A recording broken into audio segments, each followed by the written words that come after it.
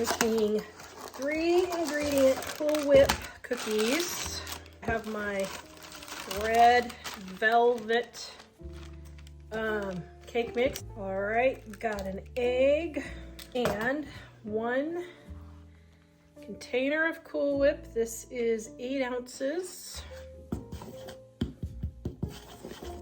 Now this is totally optional, but I'm going to add some white chocolate chips in there just because I have them.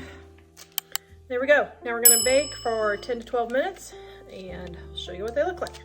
Okay, what did you get all over your sweat? Oh, we are having a home repair nightmare.